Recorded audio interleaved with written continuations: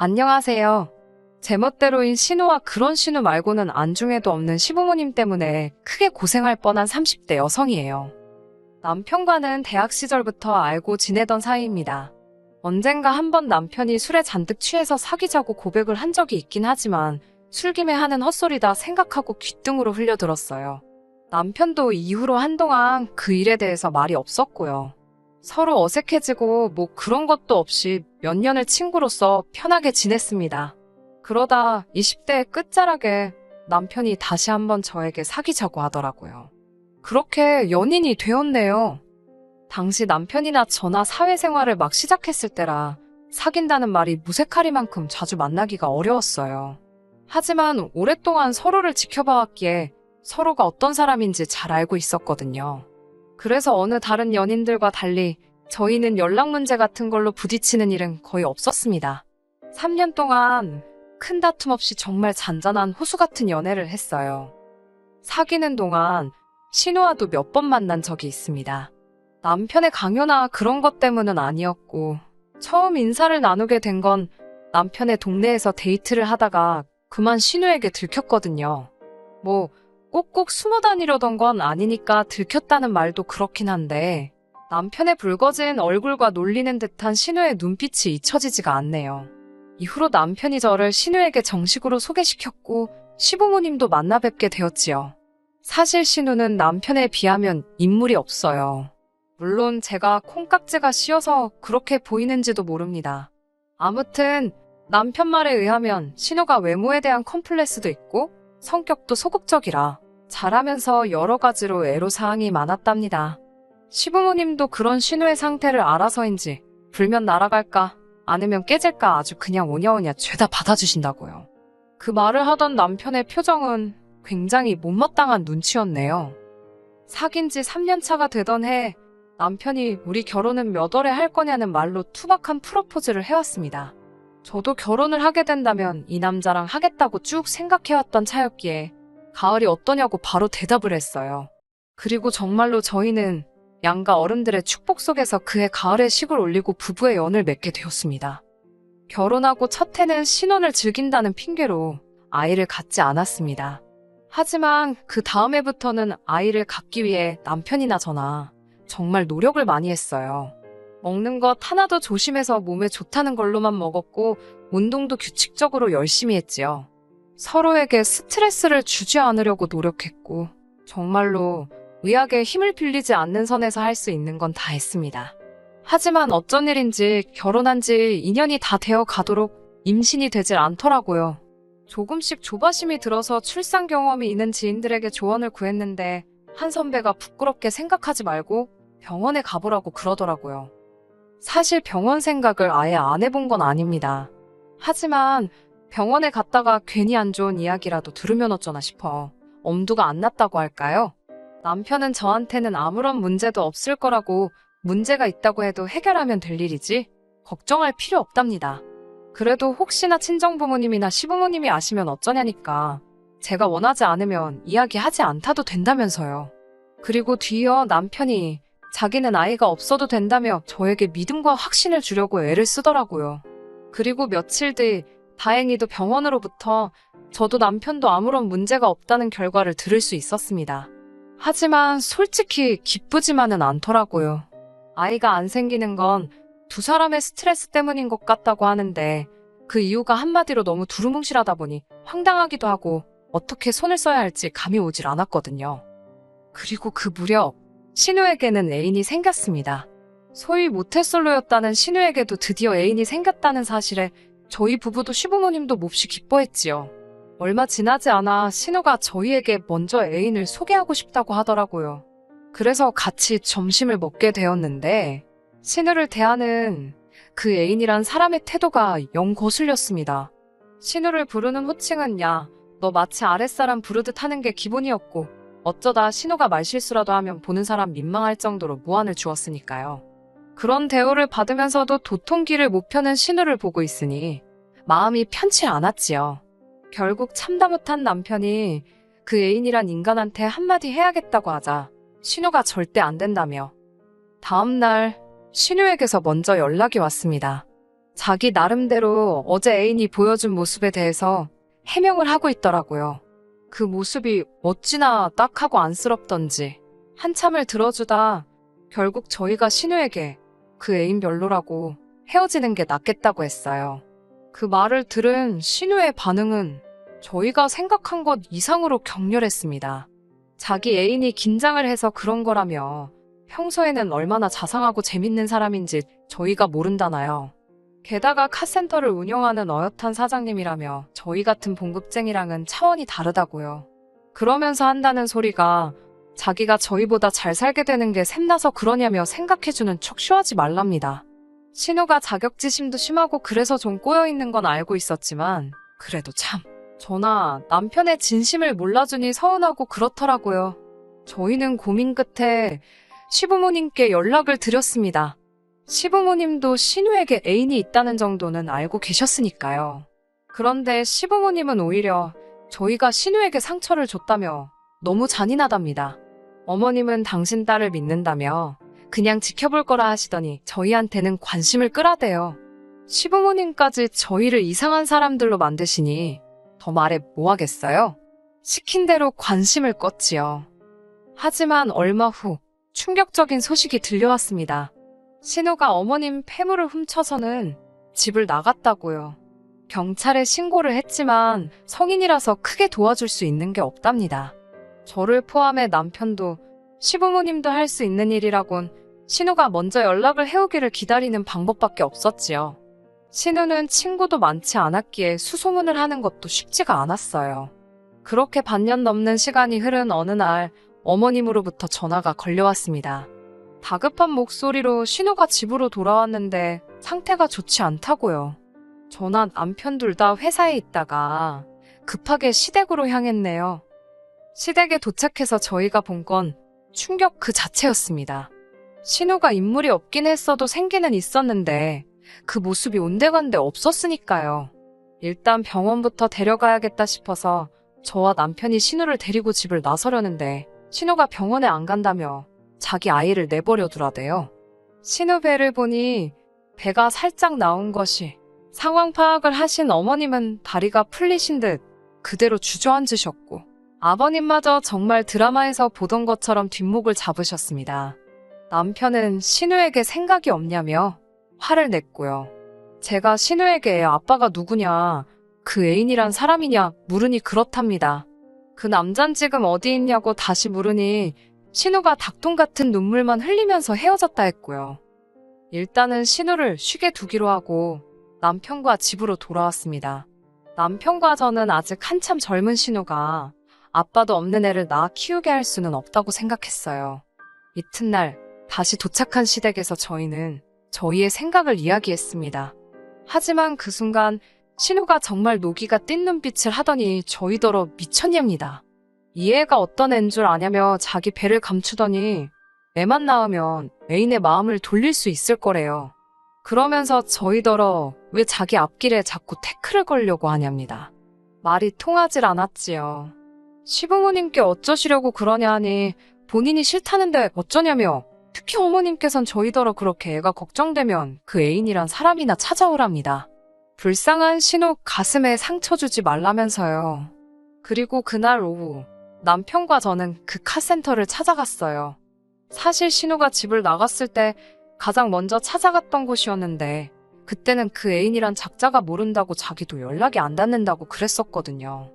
하지만 저희를 속이고 신우를 데리고 있었다니. 카센터 앞에 그 애인이란 작자가 담배를 피며 나와 있더라고요. 남편이 다짜고짜 멱살을 잡고선 내 동생 어쩔 거냐고 소리를 질렀지요. 그러자 그 애인도 눈치를 챘는지 일단 이거 놓으라며 항변을 하기 시작했습니다. 임신 사실을 알았을 때는 이미 헤어진 이후였고 솔직히 자기랑 헤어진 뒤 신우가 어디서 누구랑 있었는지 자기가 알게 뭐냐입니다. 자기 애라는 확신도 없고 맞다고 해도 자기는 키울 생각이 없다대요. 자기가 수술비를 준다고 지우라고 했는데도 저러는데 자기가 어쩌냐면서 오히려 저희를 이상한 사람들로 몰아갔습니다. 이런 인간을 뭐가 좋다고. 무엇보다 저희가 신우 당사자도 아닌 이상 상황 자체를 어떻게 바꿀 수가 없겠다 싶어서 결국 별 소득 없이 집으로 돌아왔어요. 집에 도착하자마자 어머님께 연락을 드렸습니다. 카센터 남자, 그러니까 신우 A는 마음이 떴다고 신우를 책임질 생각이 없어 보인다고 솔직히 전해드렸지요. 하지만 어머님께선 그것마저 제 탓을 하셨습니다. 제가 말주변이 없어서 상대를 설득을 못했을 거라나요. 뒤이어 어머님께선 신우랑 오랫동안 이야기를 나눠봤는데 아이를 낳게 두시겠답니다. 당신은 신우 고집을 못 꺾겠다며 남편이랑 저는 그래도 잘 설득해서 수술시키는 편이 좋지 않겠냐고 조심스레 어머님을 설득하려 시도해봤지만 그러면 그럴수록 오히려 저희만 인정머리 없는 사람들이 되어가더라고요. 말이 안 통하면 저희를 나쁜 사람으로 만들어버리는 어머님의 화법에 지겨워서 더는 대화를 나누고 싶지 않았네요. 하지만 진짜 문제는 신우가 출산을 한 이후로 시작되었습니다. 일단 신우는 딸아이를 낳았는데 임신 초에 제대로 못 먹어서 그런지 아이가 저체중이더라고요. 신우는 이 사실에 크게 상처를 받은 듯 했고 이후로 틈만 나면 술을 마시기 시작했습니다. 아이를 보고만 있어도 속이 상한다며 술이라도 먹지 않으면 도저히 버틸 수가 없다 했지요. 처음에는 그래도 맥주를 마시는 것 같더니 언젠가부터는 하루에 소주 한 병은 기본으로 마실 만큼 상황이 심각해져 갔습니다. 무엇보다 애엄마란 사람이 매일같이 취해 있었으니 아이의 안전이 걱정되는 상황이었지요. 그리고 얼마 후 어머님 아버님께서 저와 남편을 시댁으로 부르셨습니다. 보통 평소에 아무 날도 아닌데 오라고 하시면 하실 말씀이 좋은 내용은 아닐 거란 걸 저나 남편 둘 다 알고 있었기에 가는 내내 마음이 편치 않았네요. 도착한 시댁에서 저희는 생각지도 못한 이야기를 듣게 되었습니다. 어머님께서 다짜고짜 양손으로 제 손을 꼭 잡으시더니 당신이 정말 부탁하고 싶은 게 있다며 꼭 들어달랍니다. 무조건 들어줘야 한다면서요. 뭔지 말씀부터 해보시라 하니 신우 이야기를 꺼내셨습니다. 그해 저희가 직장에 좀 더 가까운 곳으로 이사를 가려고 알아보던 중이었거든요. 어머님께선 당신이 부족한 금액은 메꿔줄 테니 신우랑 같이 살면 안 되겠냐 하셨습니다. 한마디로 신우는 저희가 맡고 신우 딸은 어머님이 키우시겠다는 소리셨지요. 저는 죄송하지만 싫다고 신우 지금 알코올 중독인데 어떻게 같이 사냐고 대답했습니다. 그러자 어머님께선 저더러 알코올 중독은 무슨 누가 알코올 중독이냐며 당신 귀한 딸한테 말 조심하랍니다. 제가 틀린 말 한 것도 아니고 이러다간 얼떨결에 신우 따와 함께 생겼다 싶어서 막말로 어머님께 욕을 처먹더라도 한 대 맞게 되더라도 할 말은 해야겠다 싶더군요. 하루라도 술 없이는 못 버티는데 그게 알코올 중독이 아니면 뭐냐고 제가 따졌어요. 그러자 이번엔 어머님께서 남편을 향해 넌 어떻게 생각하냐고 물으시더군요. 남편이 아무 말도 안 하자 여동생이 알코올 중독이라는 이 마누라 말에 대해서 어떻게 생각하냐며 이번엔 소리를 지르셨지요. 그러자 남편은 자기가 보기에도 지금 신우가 이상하다며 일단 어디 가서 상담을 받아보라고 하대요. 그러면서 어머님께 제가 좋다고 해도 자기가 싫다며 같이 사는 건 안 될 소리라고 딱 선을 그어주었습니다. 직장 생활하는 것만으로도 바쁘고 힘든데 상태 안 좋은 신우 뒤치다꺼리 할 생각은 조금도 없다면서요. 그러자 어머님께선 너넨 참 인정머리도 없다며 꼴도 보기 싫다 하시대요. 이후로도 저희는 어머님께 지금이라도 늦지 않았으니 신우를 전문기관에 보내자 했으나 그럴 때마다 돌아오는 건 피도 눈물도 없는 것들이라고. 저도 남편도 사람인데 아무리 좋은 뜻으로 이야기를 해드려도 돌아오는 건 욕뿐이었으니 기분이 좋을 리 없었지요. 그러다 얼마 전 정말 제대로 일이 터졌습니다. 신우가 그 카센터 하는 애인한테 얻어맞았거든요. 도대체 어쩌다 거길 가서 맞고 왔나. 사정을 들어보니 그 애인이 결혼한다는 소식을 신우가 들었던 모양이에요. 신우는 술에 있는 대로 취해서는 그 카센터에 찾아갔고 같이 죽자며 횡포를 부렸답니다. 급기야 거기 대져있는 차들을 발로 차고 옆에 있던 망치로 망가뜨리고 그러다 그 애인한테 신우가 붙들렸고 신우가 그 애인 얼굴에 침을 뱉었다네요. 침 맞은 그 애인도 질세라 신우를 때렸다는데 그만 신우 어깨가 골절이 된 거지요. 어머님께선 저희 남편더러 오빠가 돼가지고 가만히 보고만 있을 거냐며 당장이라도 쫓아가서 그 인간 머리통을 깨놓으랍니다. 어이가 없었지요. 막말로 누구 집 말아먹을 일 있나. 다행히 남편이 먼저 무슨 말도 안 되는 소리냐고.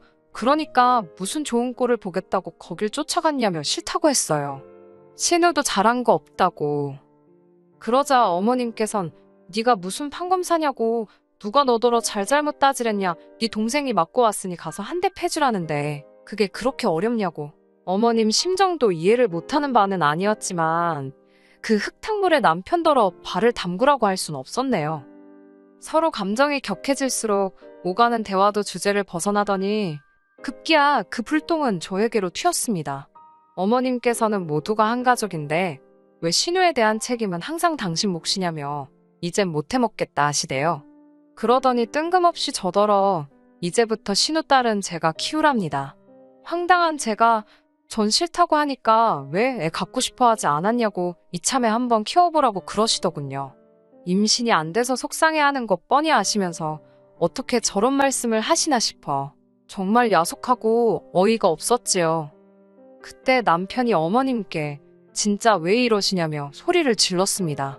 신우가 저렇게 살게 된 게 이 사람 탓이냐며 왜 엄한 사람한테 화풀이를 하시느냐고 따지더니 신우가 저렇게 된 건 어머니 아버지가 똥인지 된장인지 분간을 못해서 그런 거라대요. 남편과 제가 번번이 신우가 잘못된 길로 가려는 걸 막으려 했는데 어머님이 방해하지 않으셨냐고 그래놓고 왜 이제 와서 우리한테 책임을 떠넘기시냐며 크게 화를 냈어요. 신우더러 애 낳으라고 저 따위로 살라고 이 사람이 칼 들고 옆에서 협박이라도 했냐며 어머니 딸 문제이니 어머니가 알아서 하시라고 딱 잘라 말하대요. 그러자 이번엔 아버님이 나서서는 남편더러 자식 새끼가 부모한테 말을 그따위로 하냐며 우리 딸이기만 하냐 네 동생이기도 하지 않냐 그런데 너는 어떻게 그렇게 선을 끊냐 서운하다 서럽다 내가 너를 그렇게 키웠냐 저는 이러지도 저러지도 못하고 발만 구르고 있었어요.